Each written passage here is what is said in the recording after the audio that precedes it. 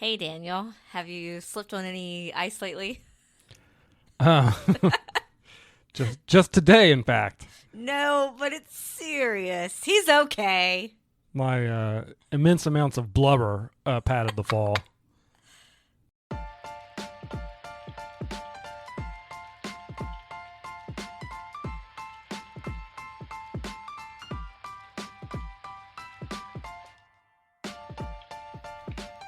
Hey, everybody, and welcome to We Watch TV. It's the podcast about the TV that we watch. I am Daniel. She is Hope. It is episode 91 and also the year 2025. Oof. The years are starting to get serious.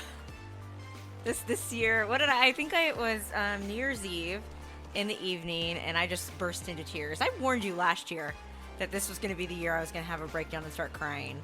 Yeah. But it's okay. I've got supplies downstairs for myself when I need to just escape. So don't worry about it. I'm prepared. Anyway, we're back. It's been a minute. Yeah. Almost like life is hard. And it snows a lot. Life is hard. But we've also had the holidays. That's I wrapped that. The holidays were in that life is hard part. They can be fun though too. I think the holidays are fun. Yeah, until you eat so much and then you go to the bathroom. It's like, okay, so last year at Christmas, I held back a lot because we had the marathon breathing down our necks. If you can believe it, it has been a year since we're officially became marathoners. Yay, us. But I was so worried that my stomach was going to hurt and that I was going to have all kinds of digestive issues because the marathon weekend for Run Disney fell a little earlier last year. Yeah. So I was so concerned. I barely enjoyed any of like the Christmas dips and cheese balls. I think I had maybe like a bite of cheese ball. I didn't make my famous dip. I thought my family was going to kick me out of the Christmas Eve party. They're like, what? You didn't bring that? Because I'm like, well, I'm not going to eat it, so I'm not bringing it for you guys. I brought them Chick-fil-A nuggets. Come on, people. We still brought food. I missed those this year, actually. The nuggets? I did miss that. Those were so good. I've had Chick-fil-A in a long time either. But anyway, this year, I was like, well, I don't have a race till later in February. No marathon. I'm going to make up for it. I'm going to have the sausage balls. I'm going to have the dips. I'm going to have the cheese ball. I'm going to have copious other amounts of food with cheese in it. And it's like I'm still suffering from the excess cheese because we also had some cheese ball on New Year's Eve because when you're crying about the turning of the new year, and then also, it's still that weird, part between Christmas and New Year's, that weird holiday season. What do you use to fill the void? Cheese. And yeah, like full of lots of cheese. I filled the void today with Taco Bell, and I'm not particularly happy about that decision. For those of you that are not aware, we got a Taco Bell. I was going to say, this is good news in our town that's like 3 miles from us. Yes. Turns out it's been a bad thing because that just means I eat Taco Bell a lot. When did it open? Did it open in like December? Yeah, we've eaten there way too many times. We have eaten there a lot. I think they might what is it? Cheers, where everybody knows your name. They're like, oh, there's the crazy people that always order off the app. I have a bone to pick with Taco Bell though. Oh no. Okay, I know how you people feel when you're special. I've never been like a specialty menu item person because I tend to order the exact same thing at every single restaurant I go to, and anytime I deviate, it's usually like the worst decision I've ever made, and I'm like, why did I deviate from the normal order that I've been doing since I was like 7 years old? Because that's how I am. Make no apologies, but Taco Bell rolled out chicken nuggets. Now, Dan, is that his name from the Dump podcast? Is that correct? The voicemail dump truck, yeah. The voicemail dump truck, a podcast that I have listened to a few times. Daniel is a regular listener of them. This guy, I don't really trust his opinion on many foods because he is really confusing and he says some weird out-of-pocket stuff. But he did get married in a Taco Bell, so I do trust his Taco Bell opinions. And he like raved about them. He got to taste them early. And then I think, when did they hit the stores? Like December 18th? Like mid-December. We got them like the last day of work before our little like mini Christmas vacation. Yeah. For lunch.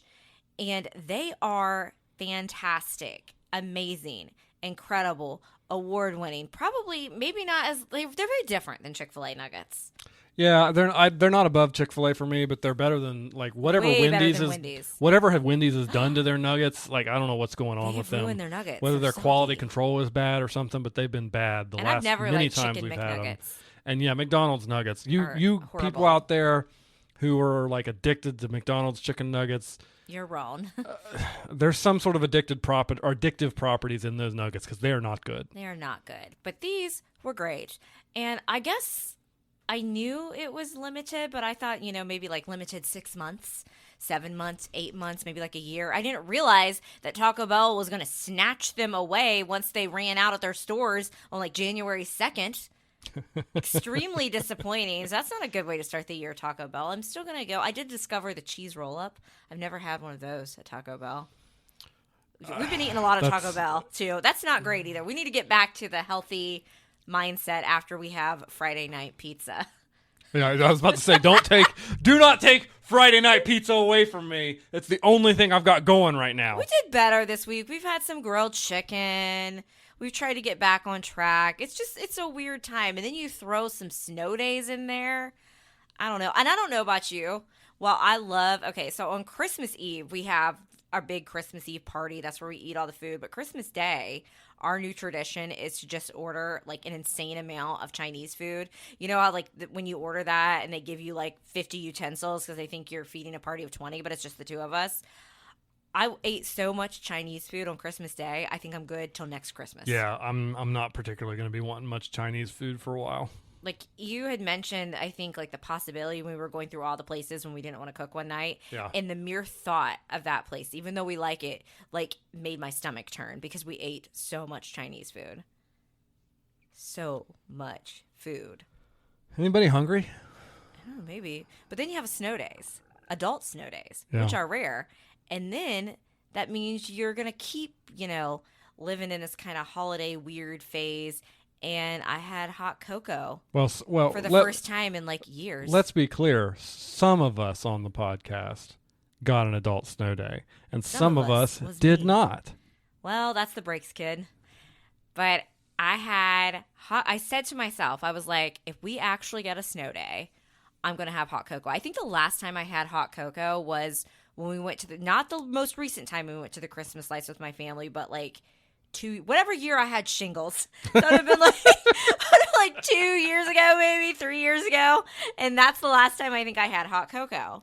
You only roll it out for special occasions Yeah. or old person Christmas diseases. lights, the disease of the elderly, and then the rare snow day.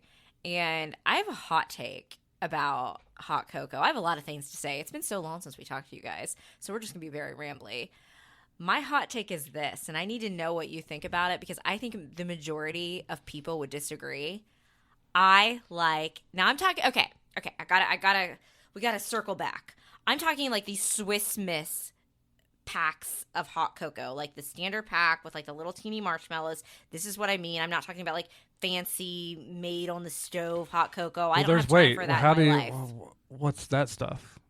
I've Some only people ever like literally take like actual cocoa and like milk and they put it like in. My mom used to do that when we were kids sometimes. I think I've only ever had it out of the pack.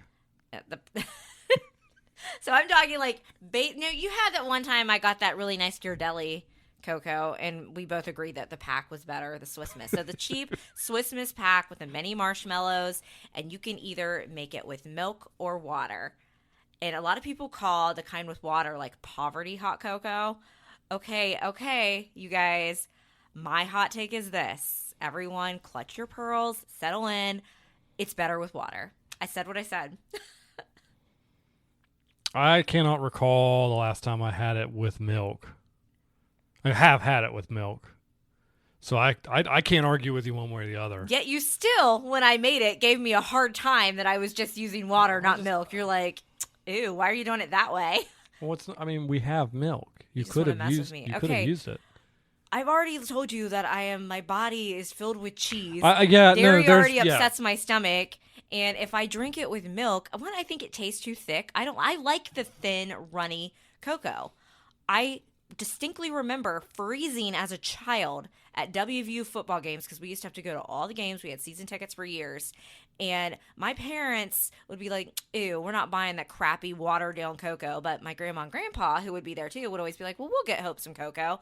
And I loved it. I thought it was elite, top tier. So water hot cocoa is better. It's better. I'll trust you on that because, like I said, I'm not a strong. I'm not an authority on the topic.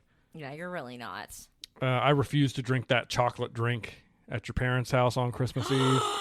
And that's not hot cocoa. That's cold.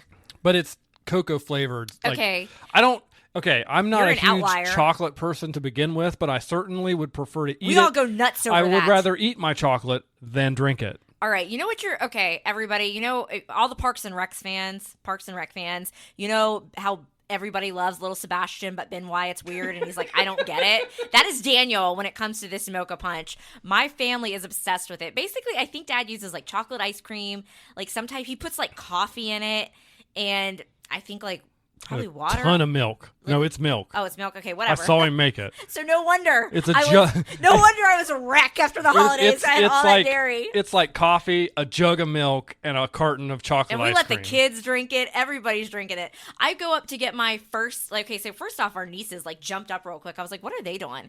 Because as soon as it was ready, they were, like, first in line. So, yeah, the kids drink it and everything.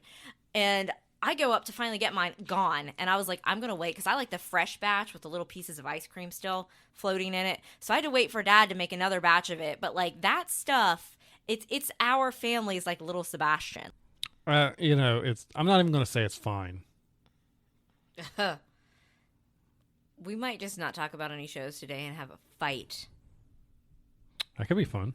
That could be fun. Okay, so Mari and Daniel's wrong opinion because mocha punch is everything. Did you like the Grinch punch? Yeah.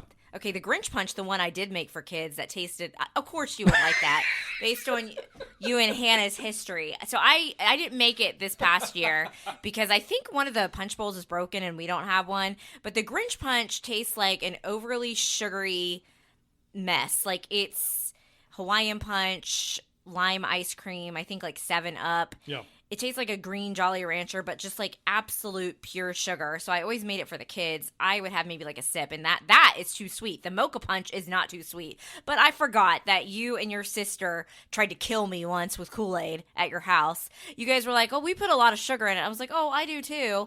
And then I didn't know what that your definition of a lot meant, like, you know, like 5 cups. I don't know. It was the most sugary.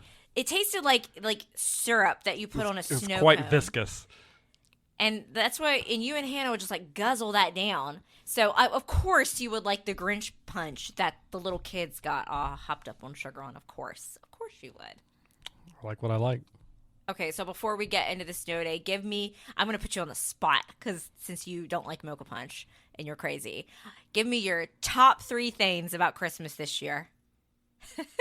Being alone with you on Christmas Day. Okay. The cornbread salad at your mom's house. She certainly gave you like 3 containers. Yeah, and of the it. leftovers that I got afterwards, which I did not. I can be a prolific eater, and I could not finish all of the cornbread salad that she gave me, but I put a dent into it. Okay. Gosh, a third thing. You can't think of 3 things that you liked about the holidays. Having some time off. Okay. I thought you were going to pick when we went to Applebee's.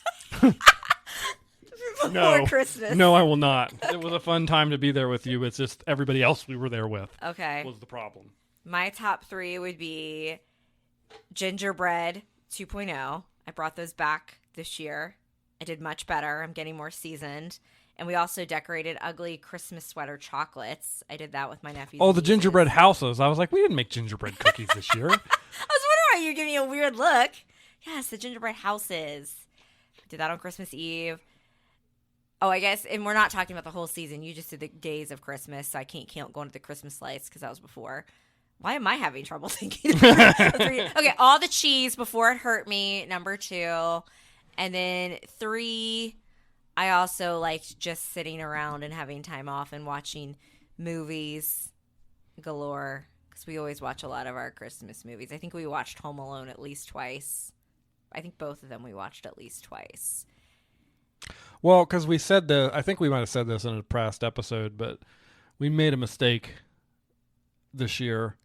We hadn't finished off all the Hallmark movies, Yeah. and we went ahead and watched Home Alone. No, it wasn't Home Alone. It was the Santa Claus. The Santa Claus, and we were reminded, even the Santa Claus, which I put second tier. Yeah, Christmas isn't movies. even top tier Christmas movie, are like just So much better. streets ahead of the Hallmark movies, and now Netflix, and so we could not return to them. So All it's right. just ugh. Yeah, the Hallmark movies were bad this year. They were extra bad. They were, I complain a lot There about was none the Hallmark that stuck movies. out as really good. Yeah, there's not a standout. All stinkers. They were just ugh. It wasn't good. It wasn't good. So we brought in 2025. You finally you finally watched Wicked. I did. And what did you think? If you say it's fine, I'm going to come across this table. We're going to fight today, folks. Wicked is a fantastically made movie that was well acted, well performed, and production quality was magnificent. And I really enjoyed the practical effects and practical sets that they employed. It's not my thing. Okay, that's fair. I can live with that. Jeff Goldblum. Oh, That's the Jeff, I wizard. mean, listen. Yeah, I've seen The Wizard of Oz. Jeff Goldblum was perfect for that role. All right, so moving after the New Year's, we had a big snowstorm with a lot of ice hit our area. As you guys know, we lose power all the time, so we were prepared this time. We bought a propane heater, and then I think that warded it off for a bit. What do you Yeah. think? You know what? I don't think it's the propane heater that warded it off. I think what warded it off was me visiting like 5 stores to get a new propane tank to go along with it. Oh, that's true. And I think that's what warded it off. And you were like it was like you were Arnold Schwarzenegger Oh, looking for the Turbo Man dog. Let me tell you something. The first gas station that I went to, which is my normal stop when I need propane, like for the grill or something, I walked in there. I wait in line politely. I say, get up to the lady, and I'm like, hey, I need to swap out a propane tank. And she gets this smile on her face. And she was so happy to deliver to me the news that they did not have any propane tanks, that And they'd you sold were them mad. all. You called me heated. And I was mad. Just So mad. if she had said sorry, we're all out, but that's not what she said. It was like the scene in Yeah, what's Jingle All the Way. Yeah, where they're like, exactly. Oh, why would like you want like that? they were like she was just so happy that she didn't have to march her butt outside to open up that cage and give me a propane tank. And by the way, when I walked by the cage, one of the tanks in there had the little blue thing just on didn't top wanna of go it. outside. They had a tank with propane in it. Okay, so we had a lot of bad weather, couldn't even see our road, and yes, I got to have the rare joy of an adult snow day. I think the last time I had a snow day from a grown-up job was like a decade ago. And then I got a second one because the roads stayed so horrible. And yeah, you had to work, but I had a snow day. I got to have my water, hot cocoa.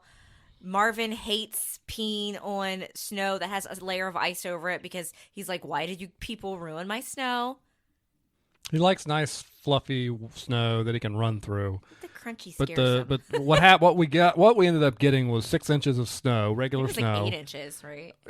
After compaction, I think Okay. it was about 6, and then a quarter inch of ice on top of that, and then like 4 more inches of snow on top of that. And so it just made this, every time he could walk on it a little bit, and then as soon as he put any weight down, it was like crunch, and he fell through, and it was up to his shoulders, and he didn't like that part. And you even tried to shovel him a path, but he rejected that. Yeah, he wouldn't entirely. use it. He needs a clean spot to go.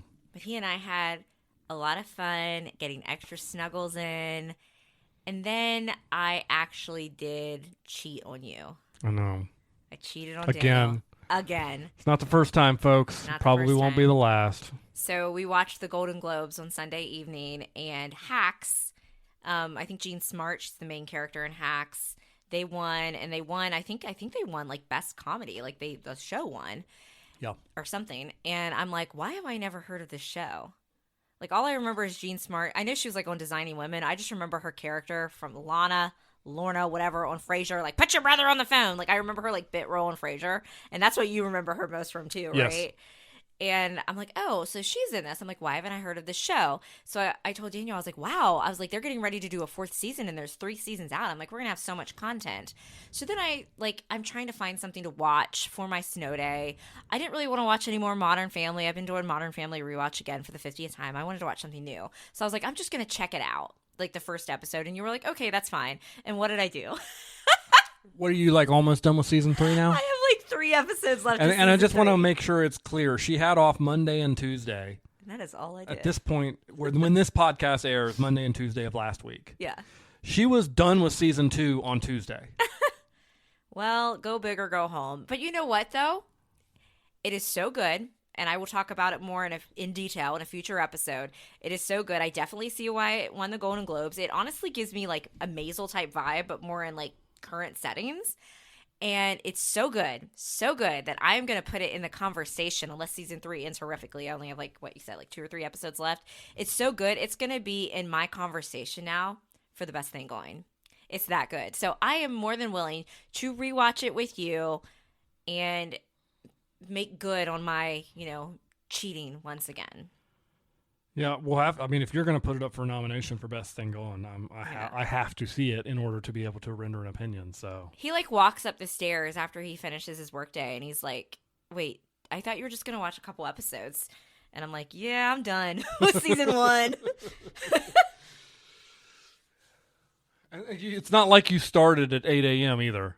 No, I slept in, got my cocoa, took a shower, sat on my rear end some more, and then started it. So, but yeah, I'm totally. You've seen a couple episodes here and there that I tried to fill you in, and you think it's funny, right? Yeah, I mean, I can catch up pretty easily. It's not one of those shows, like, you do need to know what's going on, but it's not one of those shows where, like, if you miss 5 minutes of an episode, you are completely confused as to the plot of the show.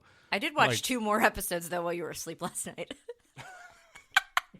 I'm just naughty, you guys. Naughty. Okay. So how about some shows that we did watch together? All right. It has been a while. We keep promising that we're going to talk about all these shows, and now we finally can. So, do you want to kick things off with Apple TV Plus? Is that how it's called now? I don't know. It's a good thing we have a TV show podcast. Shrinking Season 2. Season 2.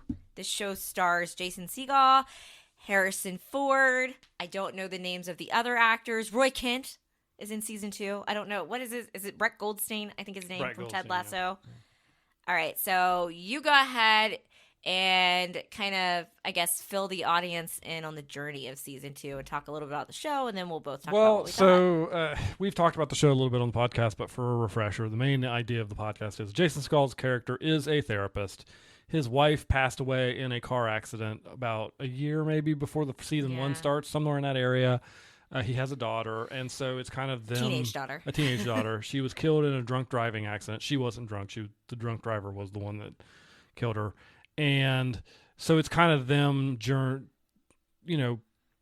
having their journey through recovering from that loss and coming to terms with things. And season 2 picks up with the daughter confronting the drunk driver, who is played by Brett Goldstein. Yes, Roy Kent. Played by Brett Goldstein. And through the course of the season, she is able to forgive him, and actually she feels bad for him to a certain extent because his life has kind of been ruined by it. Did that to somebody? He feels tremendous amount of guilt. People, when they find out what he did, they don't want to be associated with him, and so he's going through a lot of stuff. And I think the main emphasis of this season was when Jason Segel found out that Jimmy is his character. When Jimmy found out that his daughter and his friend at that point too were regularly meeting with this guy, he flipped out, and he wasn't particularly good about it. No. And it took it to a really interesting, tense moment at the end of season 2. A warning for everybody. Again, we're a spoiler podcast, so we'll go ahead and say it. But I thought it was really complicated. Yeah. And for Jimmy to be able to recognize the situation and be able to be there for Roy Kent's character at the end of season 2 to stop him from potentially ending his own life. It was an interesting way to end that season, and I'll be very interested to see where they go in season 3. I think one of the most interesting things about the show Shrinking is that it does involve like the therapist, like Gabby, Yeah. she works at their office. Paul, that's Harrison Ford's character, is a therapist. Jimmy's a therapist. So all the while, like like you said, when season 1 picks off, he's still grieving his wife and trying to be better, but he's also trying to help other people. And they kind of go into that more in season 2 about how he's almost using, like, now he's not like hooking up with prostitutes again. That's what he was doing at the beginning of season 1. He's actually trying to be a good dad, but he's almost using his clients as like another like form of drug without really still getting to the issue of himself. So it's like the whole thing of like therapists are human. I know I've seen a lot of like therapists on like TikTok and everything that say like pretty much every therapist has a therapist. And I think Jimmy really needs to start talking to Paul some more or do something. So I think that's one of just in general about the show that makes it so interesting, because I think sometimes we do try to think of our therapists as like these superhuman people, but they also have their own lives. They're also going through things. So it's like as he's trying to help others, but you notice that other people on the show are starting to have some healing journeys. And I'm hoping that season 3, which they're confirmed for, is going to be where Jimmy's finally going to start to heal. And I think we did see that in that scene at the end of season 2. Now, are they confirmed for 4 seasons, or is 3 the last? And 3's the last. My understanding is 3 is the last. They produced these. The showrunner has said, I had an idea that would go 3 seasons, and that's what I'm doing. Yeah. Now, of course, same that they said that about Ted Lasso, and now here we constantly are hearing rumors that they're putting the band back together. So you never know. And if American television is good at one thing, it's milking a show until it's absolutely dead. I think that I really liked the first season of this show, and sometimes I think sometimes the second season of a show can often be the hardest season. And then that determines how good a season 3 is going to be. And I think this is one of the rare instances where I can say that I enjoyed season 2 even better than season 1. One of my complaints about season 1 was, as somebody who does go to a therapist, I was like, this is not a really accurate representation of therapy. I would say that all the time. I'm like, they're very unhealthy with like the boundaries. And they actually address that about what Jimmy, like, that he needs to set boundaries with his clients. So a lot of our complaints about like how therapy is represented is addressed in season 2. I like that we've had character progressions. Liz, that's his neighbor. Yep. She was on Scrubs. She was Dr. Cox's like wife, ex-wife. I'm still fuzzy on how their relationship was. On and off again, wife, something. For those of you guys that ever watched Scrubs, that was who she played, right? Yeah, I think when we meet her, it's ex-wife, but I then think they might get have back gotten together back together by the like end. a kid. She's perfect in her role. I love her husband. Is it Trevor? Is that her husband's name? Derek. Why am I thinking Trevor? I don't know. I have no idea either. Derek's awesome. Golden Retriever Derek. And they even had a little bit of a rough patch, but it was addressed well. And one of my favorite things about this show is that a lot of shows where like a character like gets in a fight, then you'll have the next episode, they're not speaking, it's super dramatic. This is like basically how real people act when they feud. Like you're still talking, it's like the world isn't ending. I think it's very normal human interactions, if that makes sense. Does that make sense? No, for sure. They're able to keep the drama, but also it's not as what I mean by that is like the reason why if you have characters in a regular show get into an argument and that just like is this huge thing that goes is for the drama of it all. Yeah. And this episode kind of skirts that by, people got to live their lives and do their thing, and so they still have to interact with each other even if they're in a fight. And so there is drama, but it's not the same type of drama. You can't go through your life being all consumed by one like thing, and it's just very normal with the approach. So I really like that. I felt like, again, a lot of the characters, except for Jimmy, until the very end, have shown tremendous growth. I think that this might be this was episode just beyond Hope's hot takes. Okay, my other hot take is obviously Harrison Ford has done a lot of stuff. He's done a lot of movies. He's Han Solo. This show, I think, is his best like body of work. Oh, I agree 100%. Especially season 2, I think even. For those, again, for anybody not watching, his character has Parkinson's disease. And so it's been progressing as the series has gone on. And I think the way that Harrison Ford has been approaching the acting side of that has been really excellent. Good. So, the speech he gave at the end of season 2 was magnificent. And I guess my question is, did season 2 not make the cut for awards season, or what's going on? I'm Because not sure, this show 'cause is he not. needs to win stuff. I'm he not needs the Golden seeing. Globe. Yeah, He needs I'm an not Emmy. seeing anything represented by this show in the awards, and that just does not make sense to me. Yeah, I'm a little fuzzy on that as well because it definitely deserves awards. I think while we obviously really like The Bear, and I think we did crown that still our best thing going. It is currently. Yes. If I compared season 3, I'm just talking season 3. If I compared season 3 of The Bear to season 2 of Shrinking, I might switch it up and be like, oh, I like Shrinking better. Season 2. It'll be interesting because once we've got Shrinking is out, you've got Hacks. Severance is going to be coming here in the next couple weeks. Yeah, next week. Once, it's like the 17th. Once Severance ends before The Bear, I mean, we haven't gotten an announcement for season 4 of The Bear, but they filmed it at the same time as season 3. So I'm assuming it's going to come out like that June timeframe that it did last year. So before that, do we need to have another conversation about the best thing going? I think that we need to wait for all the shows to drop, and then I don't know. Maybe make The Bear. See, the choice. thing is, if we wait until after The Bear, I think this is it for The Bear. So it's automatically eliminated. We might have to revisit. So we might have folks. to revisit it before The Bear season 4 comes out. I don't know. We'll see. A couple more things that I have to note about Shrinking.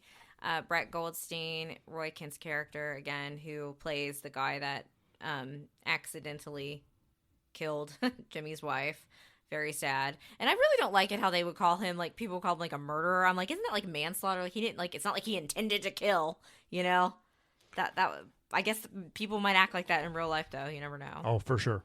But when it comes to him, the actor, I really hope the beard returns for season 3 because I am like, Roy Kent, I need your face to not be naked. Get the beard back ASAP. Right away. I know one of the reasons he had brought him in as an actor is because I think he is attached to the show as a writer.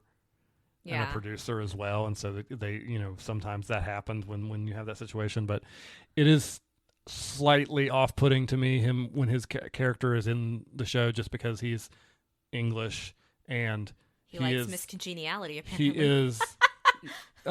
he is Roy Kent, and it's just it's one of those things where it's I think he's not even. I think he does a fine job, but he takes me out of it a little bit just because we're in. Yeah. What, LA or someplace like that, and it's like it's just for some reason like him walking around like this. See, I don't feel like he seems like Roy Kent at all because like no, I didn't mean driving that. aside, he seems like a lot nicer than Roy Kent. And again, I'm not sure you heard me, but the Miss Congeniality. Yeah. Poster. No, I mean he's doing a fine job with the acting. It's just the fact that it's him. Just it takes me out of it a little bit. This show has little details that amuses me. So what I mean about, if you guys haven't watched yet, we're meeting this character, we're getting flashbacks of him where he had a girlfriend. Clearly that relationship fell apart after the accident. And I'm like, oh, there's a Miss Congeniality poster like randomly on this wall because Daniel has me observing things now on shows. And then they don't really talk about it. And then you meet this woman and you assume that it's probably her poster, but then you find out it's his poster all along, that he really likes Miss Congeniality. And then my other final note on Shrinking is we always talk about theme songs for shows. This is a no-skip theme song for me. Yeah, same. It's a great one. Anything else that you want to mention about Shrinking? No, other than that, like if you're not watching it, what's wrong? Do you not have Apple TV Plus? I get that. But it's a good show, and if you have the ability to watch it, you should give it a try. I think Apple TV did like a free week or something recently, so give it a shot. And even though we've been talking like a little bit of spoilers, I feel like we haven't said enough that's going to absolutely ruin your entire season because like right away, like in the beginning about Jimmy's past with his wife. Yeah. They kind of lay that groundwork for that. So there's still so much that we haven't even like discussed. The show is less about the plot and more about the characters navigating their way through it. Yes.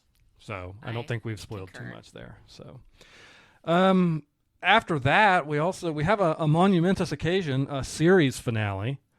What We Do in the Shadows, season 5 is the last season of that show. Seems like it came and went really quickly. What'd you think? Well, we started watching that show last fall. Yeah. Last fall. And we had never watched it before, so we had plenty of the seasons and content and got super into it. And then we found out that we were getting another season. It was going to be last. So I feel like I needed more time. But this season as a whole, just great. I like the little storyline of Gizmo working in like the capital. What is it, like capital? Yeah. It's the industries or something. I don't know, like a corporate job. And I'm just gonna say it. I thought that's how you do a finale. It was so good. It was just fit the tone of the show. I have no complaints.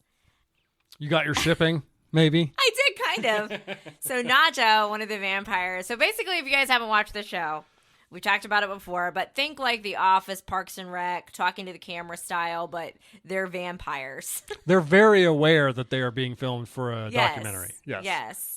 So she like can hypnotize people. So at one point, like basically the documentary and the show, like in the last episode, they're like, they find out it's ending, and like Guillermo, or aka Gizmo, is like freaking out about it because he's not a vampire anymore. They kind of like he's not a vampire, and he's not their familiar, like their little servant. He's now just kind of Nandor's friend. They're like going to be superheroes together. I don't know. It's a whole thing. He's upset, and they're all not really making much of it. And he finds out later that this isn't even the first documentary that's been made about him, right? Yeah. And so it's just like he's having an existential what's crisis. happening is it's putting up against the idea of the mortal life versus eternal, and how like they've been alive for so long. Like the run of the show is like nothing on their timeline. And all Nandor cares about at that moment is getting his coffin that's going to go down to their underground lair like Batman, so they can continue to fight crime. He wants to Guillermo to fight, to be his about Robin, anything. and fight crime. But anyway, Naja, she is a vampire and she can hypnotize people, and she's like, well, how about and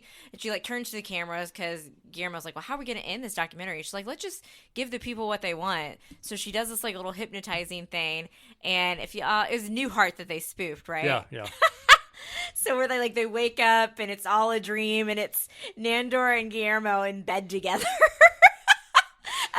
Which is the fan ship that's been going on for a long time. I shipped them, and then I figured out, I was like, they're probably not going to have ever time and ever have them get together. I'm like, but that would have been really cool because I think they secretly do love each other. So I technically did, if I'm really maybe other people saw something different. And that's what you and I saw. Maybe she really did hypnotize us. Really true. It's possible. Hannah, I know you probably watch the show. You might be the only person out here listening that does. What did you see? With today's streaming technology, they could have filmed multiple different things and just rolled a dice at that moment for who got what scene. I know they didn't, but it would have been really funny. That would have been super cool. But yeah, I'm going to give this finale a 10 of 10. It was a good finale. I think I saw an interview with the showrunner that was basically like, don't expect us to get too sentimental. They kept to the tone of the show. Absolutely. They did some funny winks at a few things, but at the end of the day, this show was never that serious. Yeah. And neither was this finale. The only thing, I've seen some criticisms online from a couple people saying they felt like maybe Laszlo and Naja didn't get quite as much of a payoff at the end as they would have liked. And Colin Robinson, they were all kind of backseat in the last episode. I can see that. It's been about Guillermo and Nandor. Yeah, I can kind of see that, but at the same time, I think this is what the show is. This is how we talk in Tucson, Arizona. The show went out the way it always was, which is just completely irrelevant to anything. And I thought it was fine. We did get a True Blood crossover. That's and true. Was that 2 episodes before the finale? Yeah. Eric Northman from True Blood. Was that a vampire council meeting or something? That was pretty good. Yeah, that was pretty good. Y'all just need to watch this show. If you want some ridiculous fun, go watch this show. Now, maybe not ridiculous fun. No. Or fun in general, but certainly something interesting. So we did watch a new show in the hiatus. Hope started it. New for us. New for us. Hope started it kind of in the spirit of she was just trying to find something new to watch, and she had not discovered Hacks yet. And we talked about it a little bit because season 2 just dropped over Christmas break, and so it kind of had come back up into the atmosphere, and so we did watch Squid Games season 1. Of course, we know season 2 is out now. We will be watching it. At the time of this recording. Yeah, we held off watching season 2 until we got our thoughts on season 1 out. So if you're not familiar with Squid Games, it is Korean, and it is in Korean. with English subtitle or No, English not dubbing. subtitles, dubbing. English dubbing. And There it's is not a great version. dubbing, You can but- watch a version of it that's the Korean sound with the English dubbing. See, if I you can't. want. That's too much for my brain to focus on to read something. So I just go with the dubbing. Okay, so we started watching this on December 30th in the evening. My nephew, who had just texted me that he finished season 2 and was trying to send me a TikTok. I'm like, I have not seen this show yet. And Daniel asked me like years ago When it came out, when I it was came like, we out, should watch and I this. said that sounds stupid. I'm not going to watch that. But because my nephew asked me to watch it, I was like, okay. So I sit down. You were in the kitchen cooking dinner, and I sit down to watch the first episode because I kind of forgotten that we had even talked about it. So Daniel comes out and he's like, "What are you watching?" And I'm like, "Oh, this show called Squid Games." So you even missed like the first, I think, like 20 minutes of the first episode. So I had to catch him up to speed. It is tradition in this house that I miss like the first 20 minutes of the first You episode. missed the first 20 minutes of Suits, Umbrella Academy, Lucifer. the first 3 seasons of Hacks. So, Daniel, after you got over your irritation of me, like, finally deciding to watch Squid Games, you sat And I down feel and like when watched I it. came in and noticed you were watching it, you weren't sold yet. I was like, okay, this is kind of really weird, dude. So, yeah, if my one thing, I'm going to say this. And again, remember, we are a spoiler podcast. Your other reminder, if you have not seen Squid Games, because we're definitely going to spoil some stuff for season 1, even though it's been out like at least a couple years. The dubbing is bad with some of the characters, like, but you do get used to it. But at first, it's like, wow, this is not matching up. This looks weird. But I think you get used to it. What about you? Yeah, you get used to it. I think, for me, I probably would try it out. I would probably try it out with the original Korean words and Of the course English you would. subtitles. Just because Pretentious. no, that's the voices that the actors Yes. used. But it would also be tough because sometimes you're reading and you're watching, and it's like, My brain would not be able to handle that. I would be so confused. So I need it the way we do it for me in order for me to focus, especially on a show with a lot going on, which this is. So basically, it kicks things off with shout out Disney Plus for the guy that plays Soul, who he actually speaks English in The Acolyte, but he is the lead character on Squid Games, both season 1 and I'm assuming season 2. I don't know what that actor's name is in real life. I know wasn't English speaking role, like that was his first English speaking role in The Acolyte. yeah, he does not speak English. He learned his lines in English to be in the Yeah. Acolyte, but he does not speak English. I think his name in Squid Games is like, I know it's not Keyshawn. Something with like a K. We just called him Soul the whole time. He's number 465 in the games. So I'm already going to say this right now. I liked him way better as number 465, player 465 in Squid Games than I did in The Acolyte, because Soul is terrible and didn't care to let a child potentially, burn to death. And he had everything he had coming to him in The Acolyte. I like the actor, did not like the character. What about you? Do you like him in The Acolyte better, or do you like his character in Squid Games His better? character in Squid Games is better. 100%. I think you're supposed to have. I think they wanted Soul to have a little bit of sympathy, but it really did not play off Didn't very it pay well. off that way? We've already talked about it. Go back and listen to it. We won't talk about it now. Anywho, So- we just called him Soul the whole time. So you didn't know anything about this going in. No, I thought it was like a reality show. Like, I guess I just don't listen sometimes when you talk to me. Just like you don't listen to me. I thought it was like a real, I was like, I didn't know anything about it. So I started, they start the episode and they're showing like the squid, they call it like Squid Game. It's like a Korean game. And it's like, remember when you used to play games as you were a kid? And then you fast forward to the future and Soul's living with in his mom's house. His mom's a diabetic. He's down on his luck. He's needing he's divorced. He has a kid. He's going to spend time with her on her birthday. He has no money, so he's going to the horse track to make some bets. Loses a bunch of his money. It's basically very down on his luck. He owes debts to a lot of people. Like, you weren't there when the debt collectors were beating him up, right? Like, No. you missed like a whole chunk. You kind of got into it when he started to get invited to the games. Yeah. So there's this like mysterious moment in the game or before the game start where like this dude comes up to him and he's like, hey, I'll give you, this opportunity or like money or something. I don't really know if you like beat me in this game. So they play this game. They're testing to see how desperate he is, to see if he would be a good candidate to bring into the Squid Game, which is ultimately where that first episode leads. Yes. My question for you is, in that first episode, he decides to go, and he starts getting processed in. They drug him. They take him out to this weird island. All this stuff goes down. When did you start thinking this isn't going to end well for a lot of these people? Pretty much is the drugging. I mean, like that alone, red flag that they get drugged and thrown into a car and they wake up in a room already dressed in a tracksuit with a number on it.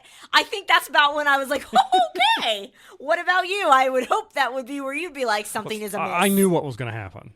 Okay, so because you had known some spoilers, okay. I mean, I don't know, like, if you don't think it's bad at that point, what is wrong with you as a human? You must be one of those people that likes hot cocoa with milk and likes McDonald's chicken nuggets. I don't know. So basically all the competitors in the Squid Games, like you said, are desperate people down on their luck, owe a lot of money. And sometimes when people owe a lot of money and they just feel like they have nowhere else to turn to in life, they'll do desperate things.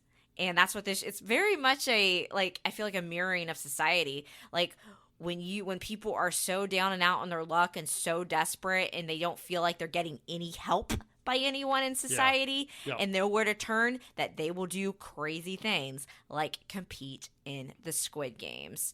So the beginning, we kick off in the Squid Games. Everybody wakes up. They're all in these little track suits and they play red light, green light. Great. I was awesome at that game. As a kid, I don't think I would like it the way they played it in this game, because if you messed up, you died. I was like, whoa, it got serious fast. But I'm going to tell you right now, Daniel, the part that changed things for me was I didn't expect them. I thought we were going to be in the games the whole time. Right. So after that, like, that's obviously because none of the players knew the rules. They're like, oh my God, like, you just killed a bunch of people. What is going on? We want to leave. And someone's like, well, don't the rules state if enough of us want to leave, we do a vote, a majority, and we can quit the games? So I'm like, they're going to lose the majority. They're going to have to stay in the games. But they didn't. That was what changed the show for me. That was the end of the second episode. Got interesting. They voted to leave, and they just let them leave. And that was like, I didn't see it coming.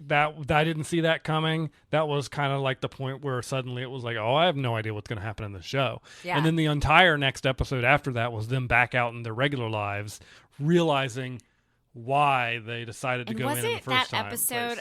I'm not going to pull up IMDb right now, but wasn't the title of it something with hell? Hell. That was just the name of the episode. Was hell. Like basically the real world for these people, that is their hell. And obviously the sick people that created this game knows that, and people are going to desperate people, and you can just, so they get opportunity, and most of them pretty much decide to go back. Most of them came back. Yeah. All of our key players. So one of his friends, his like childhood friend, I think his name is Sun Woo. I apologize if we pronounce it wrong. I clocked that guy. Did not like him from the first time. When he had his cute little glasses on, he was precious. After that, I was like, this is going to be the villain. Well, I could just tell. I could tell. When Saul's character was every time he talked about him, it was like, oh, he's a genius. Oh, he went to school with a good place, and he's got a great job. I knew the reason that they were doing that from a writer's perspective was to build him up in the eyes of that character, so he could ultimately be disappointed. Because Soul's obviously made some bad decisions, down on his luck. One of the other reasons why he decides to go in the game is he finds out that his daughter is going to be moving to the United States with her family. His mother, or Sun Woo's mother, works in like the little vendor area. She sells fish, I think, near Soul's mother. And she's even like, oh, my son, he goes to SMU or graduated from SMU. He's such a great businessman. Well, newsflash. He's not. He owes a lot of money. In fact, he's got, I think, like the Fed, whatever, I guess the Korean version of the Fed, I don't know, coming after him. So he's really in a bad place. Like, he could probably go to like prison from my understanding. Is that how you kind of interpreted that? Yes, I think he's done some fraud or something, and that's what's going on. And he's the one that suggested about the vote in the beginning.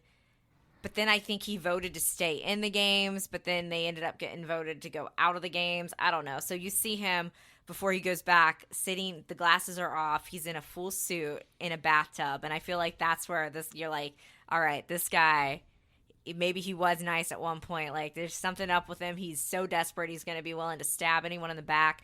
And you already kind of see some of that. And, like, when they all go back to the games and they play, like, the next game that they have to do, like, he's not exactly trustworthy. And I feel like they have other characters. They have your classic, like, in-your-face type villains. Like, the guy that's, like, the gangster guy that, you know, when it like, he's like your comedic, like, oh, this guy's bad, but it's the people like Sun Woo that you can't trust. And you and I both were like, oh, and he never, you notice he never wore the glasses again. Yep. The moment the glasses came off, I feel like that was symbolism.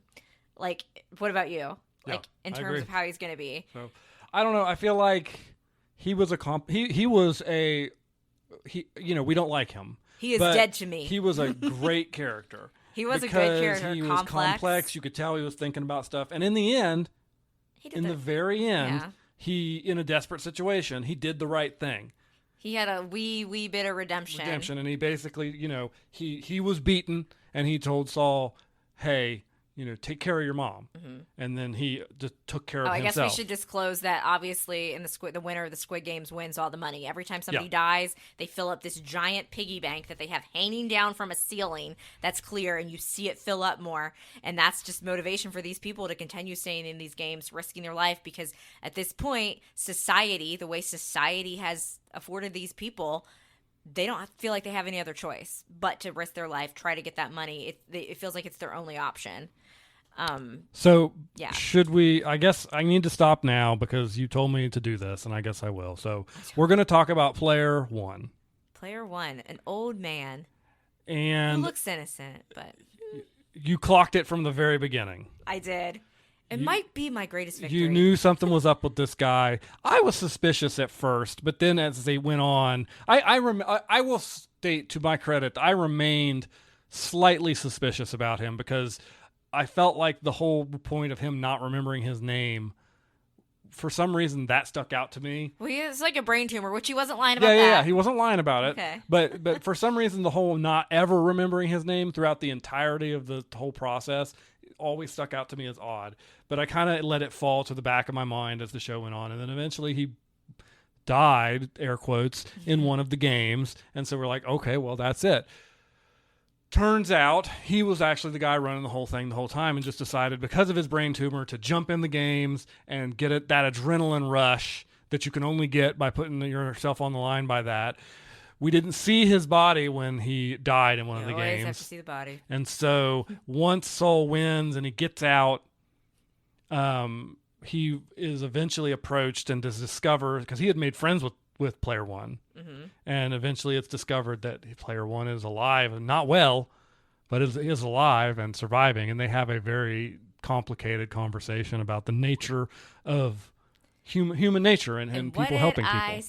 I said to you at one point, I said, they're wanting us to think this cute, precious old man. And I'm like, I think this guy, I believe I looked at you and said, I think this old dude is like secretly running the whole darn thing. Daniel, I'm going to say this is my greatest victory since Fight Club. Since Daniel wanted to punch me in the face while we were watching. We watched Fight Club in college on my comedically small TV in my dorm room. And Daniel was like all into it. He's like, you're going to love this movie. It's like awesome. I look at him like, I think we're like 40, maybe not even 40 minutes into the movie. I said, so Brad Pitt is like an alter ego of Edward Norton's character, right? They're like the same person. If you could ever like have slapped somebody without consequence, I think you would have done that to me in that moment because he just looked at me like, are you serious? How did you figure that out? And I said it so casually. I think this is my greatest victory since then. I bow down to your excellence. It was so good. Now, they had me thinking, I was like, at the one point where the episode where they play marbles and player one supposedly dies, I thought, well, maybe I was wrong. And it is sad. And I thought maybe I was just looking for more of a villain or somebody running the show. Turns out I was spot on. Sun Woo, like circling back to him because he was kind of like the main games villain. I know he had redemption at the end, but I will never forgive him for stabbing Ali in the back. Yeah. Ali had him beat in that game, and my precious Ali, one of my favorite characters in the game. I know we're supposed to like the one girl that is from North Korea, and then her brother was in an orphanage. I know she's supposed to be the girl you root for most. I like the crazy lady that like hooking up with a gangster, and that was insane. She was some good comedy, and the scene where she promises that gangster guy, because they hooked up. Oh, I knew when she made that promise. She's like, I'm gonna kill you if you screw me over. Yeah. Cinema. In the game where they're on the glass and she just takes him out with her. Cinematic perfection. Yeah. I think it was one of the best scenes in the show. But yeah, this show, it's a ride. Like, I feel like a lot of times when we binge a show, we can, like I did with Hacks, we can just keep going. I needed, like, little breaks to, like, calm my heart rate down. Yeah, they built tension. The tug-of-war episode, I was sweating. They built tension really, really well. And I'll be honest with you, I think the episode that had the most tension in it for me was maybe one of the quieter games, the marbles game, when they were just in the play. They're just in like a mock-up of like a little town, and they're just supposed to play a game with each other, and whoever loses dies. And I just thought that the way they told everybody's story during that game, and also just slowly built tension through it. I think that was one of the better episodes. That was such a good episode. I think that's the first episode I cried in. The two girls. Yeah. We had the one girl, which she makes the final three, the one that was trying to get her brother out of the orphanage, and the other girl, and we find they decide they're not even going to play till the last second. They're just going to talk. They're just going to sit there. And the other girl's like, oh, my dad, like, was it her dad or stepdad or something, abused her. Yeah. Like, sexually assaulted her. And so she killed him. So, yeah, obviously she's in trouble for that. And they're talking about, like, what they want to do afterwards. And the other girl's saying, she eventually opens up and talks about how she wants to go to some island. She wants to go get her mom, who's still in North Korea, out. She wants to get her brother out of the orphanage. And they're like, okay, well, now we're going to play the game. Whichever one of us does it, it's fine. That's how we're going to be. She throws it because she's like, she basically more or less said, I have nothing to live for. You do. Yeah. Go. And it's that I didn't expect to shed tears in Squid Game, and I cried. Like, that was a gut punch, and it was so emotional. Like, can you imagine? It's an unfathomable situation to be in the, not just for me, not just the games, but the situations most of these people were in as well. And so it was a really interesting look at the world, I think. And I think they showed some light on some stuff in a really interesting way. I don't know what this says about me, but you and I, before we would have to take pauses in this because Marvin would be going crazy, but also, like, we would, like, pause and we would discuss something, and they were choosing partners, and I asked you, I said, would you choose me as your partner even though I'm a woman? And you were like, yeah. And I said, well, I wouldn't choose you as my partner. I was like, because I bet they're gonna have to kill their partner, or whoever loses dies. I ended up being right. I'm like, I would never choose you as my partner in that game, because I guess I was behind, like, the sick and twisted, like, I was like, that's not something sick and twisted that these people would do. So we find out that the people control, like, the main guy, player one, who was kind of like the leader, he and other, I'm assuming, super rich people, Americans. Yeah, of course. Some of them. Not all of them were Americans, but some of them were. They wear these masks, and this is just what they do for sport. They're bored. They just watch it. They love it. They watch these people do this. We have a whole other plot line about like the workers in the games. They don't, like, show their faces, and we have another, like, the other plot line beyond that is we have the cop at the beginning that hears Soul talking, and he's like, my brother has been missing since X amount of time. So he, like, sneaks in, infiltrates the games, kills one of the workers, puts their suit on, and at one point, you're thinking, like, is his brother a player in the games? Is his brother already dead? And we start to talk. We're like, what if his brother is, like, one of the guys that's, like, spearheading, the front man? And he was. Let me ask you a question. As we're kind of, that guy was hot too. I wish the cop guy had lived. He was my favorite. So after Sun Woo made me mad, the cop was my new hottie. We haven't watched season 2, but we're getting ready to. Are you excited for season 2? And what storylines from season 1 do you want to see pulled out? Because I'm gonna pull a Hope. I'm gonna ask you a question, then I'm gonna answer it for myself first. Awesome! I love when I do that. I think there's more thread on the detective. Yeah. He sent some text messages out, and we don't know. Did they go through? If they went through. We didn't see his body. And his brother allegedly killed him. Yeah. shot him, but then he's hallucinating the cop guy because he said right before he died, he said, you look like something like, you know why. And then his brother, like who turns out is alive and well, and the front man for the thing is looking in the mirror. He sees like his brother in the mirror saying again, like, you know why. And I'm like, no, I don't know why. Why? Why? So we have that element. I want to see, we did touch on it. He did get the girl's brother out of the orphanage. Yes. And she is being taken care of by Sun Woo's mother, who I don't even think she knows Sun Woo is dead. No. And he doesn't have the heart to tell her. Sol just like drops this boy off and with a suitcase full of money, because I guess he hadn't, so Sol gets back, they give him his debit card, whatever it's called, with all the money, and we are led to believe at one point, I think like a year later, right? Yes, a year. That he has not touched the money, and so I'm assuming he got that money out and gave it to the woman. Oh, and we missed the other plot. So Sol comes home and his mom is dead. Mom's dead. So that's awful. So he's extremely depressed. I assume at this point his daughter's gone. So he does eventually get that money. So I still think we have the through line of that we can address. And then Sol sees somebody possibly getting like back into the games, and you think he's finally making a turn. He has got this bright red hair. I don't know what the point of that is. Is it like a popular, what was the point of the bright red hair? I don't know. Making a change. It was weird. And you think he's going to go be healthy, move on from this experience, go see his daughter in America, but he just can't get away. And presumably we think he takes the card from that guy and he's going to go do the games again. Do you think he's going to try to bring down the games? Oh, I think that's his goal. I'll be interested to see the promotional shots I've seen. Is player one officially dead, or still on life support in that room? So that if was they so had weird. if they had left it where Saul left him, I would have thought maybe there's a chance. But then they had the frontman come in and do the whole close his eyes with his fingers. I think he's dead. I think the frontman is now in charge of everything. So I still have questions about how do you work there, because they all seem like they're almost prisoners as well. The whole thing, and they had like their whole, oh my God, there's so many elements to the show. We missed entirely another side plot with the workers that were like selling like organs on the side that no one knew about. And then they got found out about that. And they had like one of the players in the games who was like a doctor, like helping them harvest the organs. There was a lot going on this show. So I am looking forward to season 2. I've heard it ends on a crazy cliffhanger as well. I really don't know like what to think. I feel like I got so attached to some of the players from season 1 that I'm going to compare everybody. Oh yeah. Kind of like when you start a new reality show. How is Sol's mental health going to be if Yeah. he's going to be trying to bring down his mom's passed on? You think he was getting better, but now he wants to bring down like the establishment. Like, how is he going to connect with the other players? Like, what are they going to do? What other games are they going to do? I don't know. I can tell you right now, if those of you guys that are listening to us, even though you've heard us basically spoil all of season 1 and you were like me and you thought, you know what, I would never watch this show, it sounds stupid. It's not.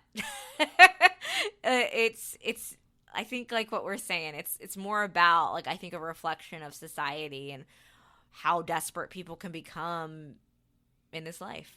Yeah, I agree. Alrighty, well, let's see. We did catch up on Ghosts. Yes, we got another great. We won't talk a lot about that until really the season ends. But we got another great holiday episode where Samantha, she was possessed by the Color a Pit ghost. Yeah, that was great. Well, Jay's that parents might be were there. that actress's best like imitation of another person on the show She did yet. good with Thor too, and we finally got Jay. Finally got to like see the ghosts. Yeah, because not permanently, temporarily. He basically became a ghost for like the Christmas a day or episode. something. Yeah, that was really funny. And then we did watch our most recent show that we have watched. I have been watching all of Abbott Elementary this season. That's a show you pop in and out of, but you did sit down to watch the epic crossover with Abbott Elementary and It's Always Sunny in Philadelphia. I'm never going to turn down an episode where the gang shows up. We're going to get, I don't know when it airs, but the Abbott crew is also expected to make an appearance on It's Always Sunny. And I can't wait for that. I have only seen a few episodes of It's Always Sunny, so I had to keep asking Daniel. I'm like, okay, so can Charlie Day, like Charlie's character, not read in the show? And you're like, so after this episode, you know that Shayla me TikTok? My Shayla. So the It's Always Sunny fans were doing that for Charlie in his cap and gown. Well, I really like how Barbara, Mrs. Howard, helped him read. Yeah. I don't. What's up with Danny? Every time I watch, when I think I saw like all of season 1. I don't remember Danny DeVito in season 1. When does he show up? Season 2. He's D and the other guy's dad. Listen, he doesn't have a lot of time left on this earth, and he's going to get real weird with it. Every time I see him, he's either coming on a couch or he's talking about pee. He talks about pee a lot, and I do not understand. And he continued to do it in this episode. Didn't he like get caught in the raccoon trap that Gregory and the janitor? He was eating the mulch because they were putting cayenne pepper and garlic in it. But then he also ate the pea pellets or something, right? Yeah. No, he covered the pelts in urine to scare away the raccoons. I have so many questions. So, yeah. I'm really excited to see the Always Sunny episode because that's going to, I feel like the actors on Abbott, especially like Melissa. They're going to be able to let loose a little bit. They're going to be able to maybe like use some more colorful language. Maybe like not be as, because Abbott Elementary airs on ABC, so obviously you can't cuss on that. But Always Sunny hope is FX, Barbara right? is exactly the same. No changes whatsoever, like clean cut, like just appalled. Janine will be the same too. Yeah, and Janine should be the same. But Melissa. But I want Melissa to just go full Philly. Yeah, I think that'll be good. But yeah, a lot of going on. I think you already touched on it. We have Severance season 2, which could be in conversation for your best thing going, and probably mine too. That I think it starts the 17th. Yeah, it's soon. That's going to suck, though, because we're going to have to It's going to be weekly release. I know it's going to be tough, but we got something. At least we got it. Obviously, how I've done with hacks, I don't have chill or self-control, so this is probably good. Apparently, before Daniel and I were putting together these show notes, we were like, oh, should we mention that Season 3 of Special Forces is coming out this month? I guess there's already 2 episodes out. Well, we're watching for dinner. Exactly. I don't know. Do we just like to watch people suffer in Listen, real life? Special Forces is the best reality show on TV. Special Forces Dancing with the Stars is a competition show. Okay, all right. The best. I would agree with you. Special Forces is the best reality show on TV. Period. Do we remember who? I know Denise Richards. I don't, and I can't, and I'm just going to wait. She's like the only one I remember. Yeah, I'm just going to wait until they introduce them tonight. I'm excited. I'm sure we have more Bachelor people. Special Forces is the best reality show on TV. Just go watch it. It's great. Okay, well, in a future episode, we hope to get back on track now that the holidays are over and hopefully the cheese has evacuated from our bodies. But we do plan to actually put together an episode for you guys where we talk about all the shows that we're looking forward to this year. Any like spoiler alert for that you want to mention? Obviously, we already said Severance. Strange New Worlds. Oh, Strange New World. We should be getting a Strange New Worlds this year. Ever going to get a date for it? It's got to be in June sometime. See, I had to make sure you talked about Star Trek. And they're filming The Boys right now, so there's like a sliver of a chance they could get that out before the end of the year, but probably not. Boys will probably be next year, but maybe. Probably. We might even have some movies to talk about here in the next few weeks too, because both of us have some movies that we want to go see in theaters, but we just have been stopped at every single moment. Migraines. We've been stopped from being able to go enjoy a simple movie at a theater. If we wait any longer, both of those movies, they're going to just be able to watch them streaming. I feel like I've almost seen all of Mufasa just because all the TikTok clips. I'm like, why are people doing? And okay, so I wasn't interested at all in seeing Mufasa until I started listening to the music. And Lin-Manuel Miranda is a genius, like a genius. That was a movie. Like you and I like talk crap on it. Like, why would anyone want to see this? Yeah, the I songs still believe that. Nope. Songs sound fantastic. I have obsessed with the soundtrack. I've already been listening to it. Still, it has not overtaken the Wicked soundtrack yet. Fair. Oh, and also one more big thing to look forward to in 2025. Hope knocked out Star Trek II, The Wrath of Khan, Star Trek III, The Search for Spock in 2024, which means everybody, it is time in 2025 at some point, she's going to watch Star Trek IV, The Voyage Home, a.k.a. the one with the whales. I talked about the Star Trek movie in our Oh, no. right? You talked about the Star Trek movie when you were high on cough medicine. And then when I wanted you to say those same very nice glowing things on the podcast, you did not do so. My main take from that movie is that Carol Marcus and her son, I stand by what I said in Con. They were nothing more than a plot device, and I was proven correct in this movie. But it's still devastating when he learns the news and Kirk falls out of his chair. I just want them to cast McCoy for the Strange New Worlds. Oh, I have news for you that you're gonna love. Let's end it on a sour note. Okay. So, even though you'll watch it, Daniel has decided, even though he liked it at first, that he loves to talk about how Stranger Things is just not his favorite anymore and it fell off. Well, I read that the episodes, because the final season is dropping this year, are going to be 2 hours long each. And that was one of your biggest...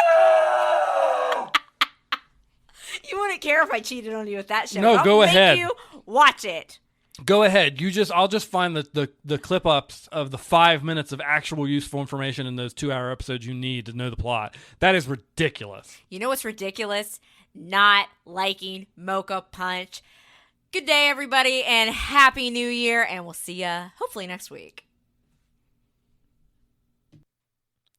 Thanks for listening to this episode of We Watch TV, a podcast about the TV shows we watch. You can find more from Hope and Daniel on Instagram at We Watch TV Podcast. Drop us a line if you like the show, have a question, or a recommendation. You can find Hope on Twitter at Lil Runner and Daniel on Twitter at The Real Hobo Dan. Music for today's podcast was provided by Your Tunes from Pixabay. Artwork was created using the AI program Midjourney with prompts written by Daniel.